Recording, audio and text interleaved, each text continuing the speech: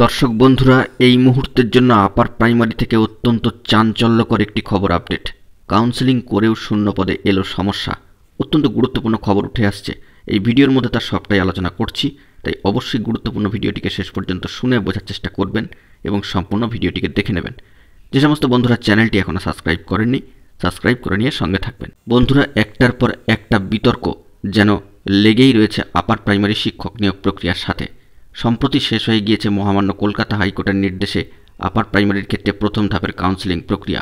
কিন্তু শেষ হয়ে গেলেও স্কুল নির্বাচন করার ক্ষেত্রেও ভয়ঙ্কর এক ধরনের চাঞ্চল্যকর তথ্য উঠে আসছে। সম্প্রতি এই কাউন্সেলিং প্রক্রিয়াটি প্রথম প্রাথমিক পর্যায়ে শেষ হয়েছে এবং এই কাউন্সেলিংয়ে চাকরিপ্রার্থীরা সুপারিশপত্র না পেলেও একটি অ্যাকসেপ্টেন্স লেটার পেয়েছে এবং স্কুল বাছাই করে ফেলেছে নিজেদের পছন্দ অনুযায়ী। কিন্তু সেখানেও দেখা গিয়েছে সমস্যা। কী সমস্যা? না, বেশ কিছু চাকরিপ্রার্থীরা অভিযোগ করছেন যে তারা যে বিষয় এবং যে পদের জন্য স্কুল নির্বাচন করেছিলেন, সংশ্লিষ্ট সেই অঞ্চলে সেই স্কুলে গিয়ে তারা খোঁজ নিয়ে জানতে পারছেন যে সেখানে সেই বিষয়ে শূন্যপদই নেই। অর্থাৎ যে স্কুলটি তারা বেছেছেন যে সাবজেক্টের জন্য, সেই স্কুলে গিয়ে তারা দেখছেন যে তার বিষয় তার সাবজেক্টে সেই শূন্যপদই নেই। প্রশ্ন উঠছে, প্রায় 10 বছর ধরে থমকে থাকা এই আপার প্রাইমারি শিক্ষক নিয়োগ প্রক্রিয়াটি বর্তমানে যখন গতি পেয়েছে, সেক্ষেত্রে এই নিয়োগ প্রক্রিয়ায় এতদিন পরে মহামান্য আদালতের নির্দেশে কাউন্সেলিং শুরু হলেও সেখানে এই রকমের গলদ কেন থাকছে? চাকরিপ্রার্থীরা বিষয়টা শুধরে নেওয়ার জন্য এসএসসিকে চিঠিও লিখেছেন। এক্ষেত্রে উল্লেখ্য যে দক্ষিণ 24 পরগনা জেলার ক্যানিংয়ের বাসিন্দা সম্মানীয় আনারুল মোল্লা মহাশয় জানিয়েছেন যে বাংলার শিক্ষক হিসাবে জেনারেল ও ওবিসি দুটি ক্ষেত্রেই তিনি যে স্কুল নির্বাচন করতে পারতেন, তিনি বাড়ির কাছের স্কুল নির্বাচন করেছিলেন। পরে সেই স্কুলে গিয়ে তিনি জানতে পারছেন যে সেই স্কুলে বাংলার কোনো শিক্ষক পদ ফাঁকা নেই।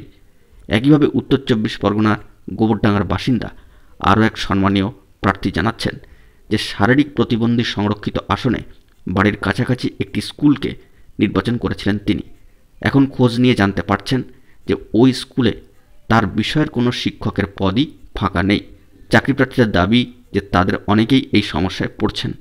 প্রশ্ন উঠছে যে কোন স্কুলে কত শূন্যপদ আছে, তার মধ্যে কোনটা সংরক্ষিত, তার তালিকা সঠিকভাবে তৈরি না করে কেন চাকরিপ্রার্থীদের স্কুল নির্বাচন করতে দিল এসএসসি? এ বিষয়ে কমিশনের এক কর্তার ব্যাখ্যায় অত্যন্ত জরুরি খবর বেরিয়ে আসছে যে শূন্যপদের তালিকা আমরা তৈরি করি না, এই তালিকা শিক্ষা দপ্তর তৈরি করে পাঠায়। সেই তালিকা দেখেই চাকরিপ্রার্থীদের স্কুল নির্বাচন করতে দেওয়া হয়েছে।